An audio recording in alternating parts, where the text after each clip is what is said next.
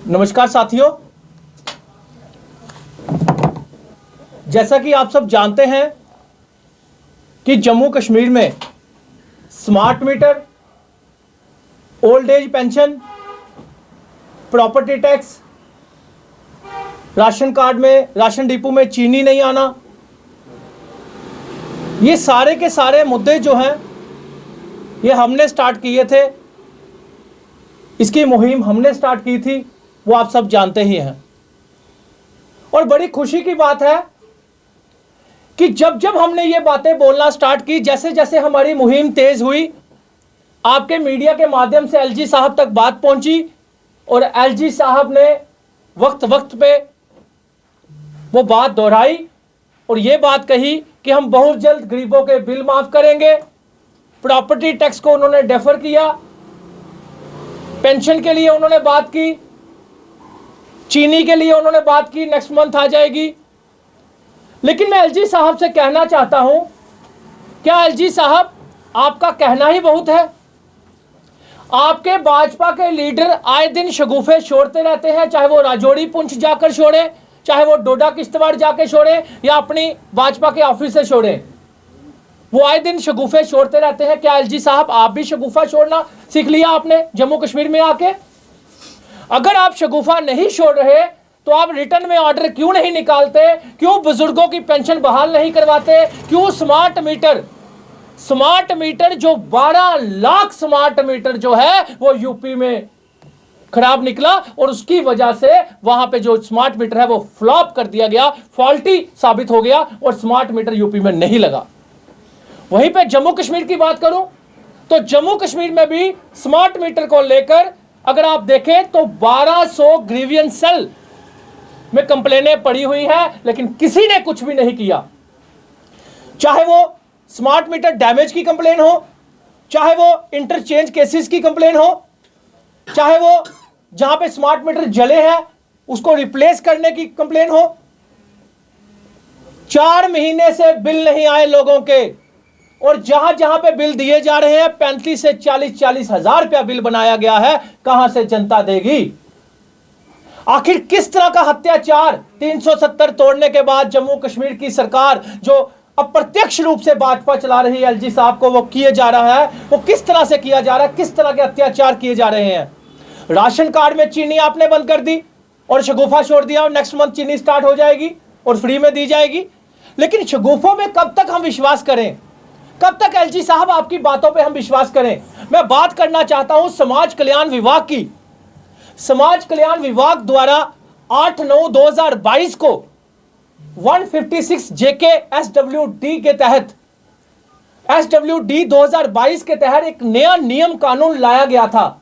1 साल हो चुका है उसको, लोगों की पेंशन बंद हुए, बुजुर्गों में हाहाकार मचा हुआ है। बुजुर्ग जो विडो लेडीज है वो बेचारी दफ्तरों के चक्कर लगा रही थी। बड़ी मुश्किल से इन्होंने क्या किया कि बड़ी मुश्किल से फॉर्मेलिटीज पूरी कर करके ऑनलाइन फॉर्म फिल किए, जो कि 156 जेके एसडब्ल्यूडी के तहत इन्होंने ये स्टार्ट किया था, एक नया कानून लाया था। उसमें यह था कि राशन कार्ड जो है वो पीएचएच और एएवाई के अनिवार्य किए गए थे। मैं एलजी साहब को कहना चाहता हूं कि एक गरीब इंसान जब वो पेंशन 1000 रुपया लेता है, वो अपनी दवाई लाता है, कोई दवाई ले आता है, कोई अपना राशन डाल लेता है या कुछ ना कुछ उसको राहत मिलती थी। 1 साल हो चुका है। अगर अरविंद केजरीवाल दिल्ली में होम सर्विस, चाहे वो लाइसेंस की हो चाहे वो राशन की हो, वो होम सर्विस, होम डिलीवरी दे सकते हैं, तो आप लोग अगर वेरिफिकेशन करवा लेते, अगर 100 में से 2 बंदों ने गलत भी पेंशन ले रहा था, उसकी वेरिफिकेशन एक टीम बनाकर घर घर जाकर करवा लेते, चाहे 1 साल लग जाता, तो मेरे हिसाब से वेरिफिकेशन कंप्लीट हो गई होती। लेकिन आपने पीएचएच और एएवाई पीएचएच और एएवाई जो राशन कार्ड कंपलसरी किया है, मैं आपको बताना चाहता हूं ऑनलाइन फॉर्म इतना कॉम्प्लिकेटेड है कि वो नहीं भरा जाता, नहीं फॉर्मेलिटी पूरी की जाती। तो आप मुझे बताइए कि गरीब कहां जाएगा? और उसके बाद आपने नया शगुफा छोड़ा। सबको पता है कॉर्पोरेशन की इलेक्शन आने वाली थी, इन्होंने कॉर्पोरेटर के थ्रू कॉर्पोरेटर के थ्रू इन्होंने मोहल्ले मोहल्ले में कैंप लगाए, लोगों से फॉर्म लिए, और वो मैं आपको बता दूं कि 95% फॉर्म जो है वो रिजेक्ट कर दिया गया। तो कहां जाएगी जनता? तो मैं एलजी साहब को कहना चाहता हूं कि एलजी साहब, आम आदमी पार्टी यह बर्दाश्त नहीं करेगी।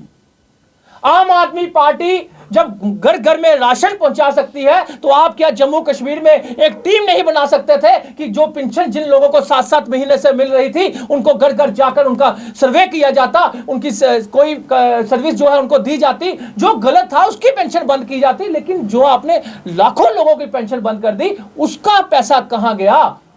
क्या वो 1 साल का पैसा वापस इकट्ठा मिलेगा? इसलिए हम ये कहना चाहते हैं, अगर आप गरीब को राहत देना चाहते हैं तो पीएचएच और एएवाई जो राशन कार्ड है, इसको जो फॉर्मेलिटी है इसको अलग किया जाए। जो सामाजिक, जो एकीकृत सामाजिक योजना है आपकी, इसे अलग किया जाए ताकि लोग, गरीब लोगों को राहत मिले। और स्मार्ट मीटर की बात करूं तो स्मार्ट मीटर अगर यूपी में फ्लॉप हो गया तो जम्मू कश्मीर में भी फाल्टी है। लेकिन आप डंडे के जोर पे जो स्मार्ट मीटर लगवाने की कोशिश कर रहे हैं, अब जनता जाग चुकी है, स्मार्ट मीटर नहीं लगने देगी। और मीरा, आपने करण बाग में देखा, और मैं करण बाग के लोगों को कहना चाहता हूं, अगर आपके ऊपर किसी भी तरह का दबाव बनाया जा रहा है तो आम आदमी पार्टी आपके साथ खड़ी है। आपने 2 दिन का समय मांगा था, 2 दिन के बाद कहा था भूख हड़ताल पे बैठेंगे। अगर आपके ऊपर कोई भी दबाव बनाया जा रहा है, हम आपके साथ हैं। और मैं सरकार को कहना चाहता हूं, जहां के लोग बाहर निकले वहां आपने स्मार्ट मीटर लगाना बंद कर दिए। जहां के लोग बाहर नहीं निकले, जो बेचारे चुप करके तमाशा देखते रहे, आपने वहां जबरन स्मार्ट मीटर डंडे के जोर पे लगा दिया, जो हम बर्दाश्त नहीं करेंगे। जिस तरह यूपी में स्मार्ट मीटर बंद हो गया, 12 लाख स्मार्ट मीटर खराब निकला, इस तरह जम्मू कश्मीर में भी स्मार्ट मीटर जो है वो मैक्सिमम कंप्लेनें हैं, तो इस यहां पे भी स्मार्ट मीटर जो है वो उठा दिया जाए। जी अमित कपूर जी, जैसे आपने पिछले दिनों हम हमेशा आपसे सवाल करते आए हैं कि आपने कहा था ये जो मुहिम है ये नॉन पॉलिटिकल मुहिम है जी, और आज आप आम आदमी पार्टी के बैनर तले इसी चीज को लेकर देखिए, मैं आपको बता दूं कि आम आदमी पार्टी ही एक ऐसी पार्टी है, मुहिम हमने स्टार्ट की थी एक एज ए सोशल एक्टिविस्ट बन के।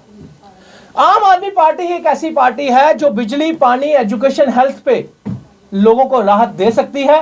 वरना जम्मू कश्मीर की बात करूं या पूरे देश की बात करूं, आज अरविंद केजरीवाल से ट्यूशन लेकर ये लोग जो हैं, चाहे वो कांग्रेस लगा लीजिए, आपने देखा होगा राहुल गांधी जी का बयान, 100 यूनिट बिजली फ्री देंगे। आपने सुना होगा कई बीजेपी के लीडर भी ऐसे हैं, इतनी बिजली फ्री देंगे। तो ये अरविंद केजरीवाल से ट्यूशन लेकर इन लोगों ने किया है। बिजली, पानी, एजुकेशन, हेल्थ का कोई सुधार कर सकता है तो आम आदमी पार्टी कर सकती है, जो आपको आने वाले कल दिनों में दिख जाएगा। जबकि बिजली हमारी, पानी हमारा, जमीन हमारी, उसके बाद भी हमें महंगी बिजली लेनी पड़ रही है और स्मार्ट मीटर का हमें भुगतान करना पड़ रहा है। आने वाले जो लोकसभा चुनाव है उस सुनने में ये आ रहा है कि अमित कपूर को भी सीट मिल रही है, टिकट मिल रही है आम आदमी। देखिए, टिकट रही एक बात अलग, टिकट किसको मिलेगी किसको नहीं मिलेगी, लेकिन जनता चाहती है कि मैं एमपी का चुनाव लड़ूं। क्योंकि मुझे बहुत से लोगों ने कहा कि अमित जी, आपके पास कोई पावर नहीं है, लेकिन आप फिर भी इतना लड़ते हो, इतना स्ट्रगल करते हो हम लोगों के लिए।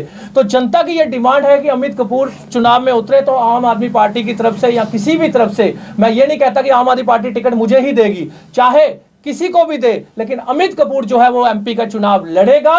और मुझे पूरी उम्मीदें हैं कि जनता चाहेगी तो आम आदमी पार्टी टिकट मुझे ही देगी। एमपी के चुनाव के लिए अमित कपूर तैयार है? बिल्कुल तैयार है हम। कितनी सीटें, कितने वोटों से आप विजय पाएंगे? देखिए, वोट जनता ने देना है। कितने वोटों से विजय पाएंगे या हारेंगे वो डिपेंड जनता पे करता है। मैं फ्री का सेवादार बनने को तैयार हूं जनता का। मेरे पास इतना पैसा नहीं है कि मैं रोटी खाने के लिए मेरे पास पैसा है, लेकिन मैं इतना बता दूं कि मैं फ्री का सेवादार जनता का बनने को तैयार हूं। और जो मैंने 5 साल से साबित कर दिया, सिद्ध कर दिया कि फ्री का सेवादार चाहिए, तो अमित कपूर आपके लिए हर जगह पे हाजिर होगा।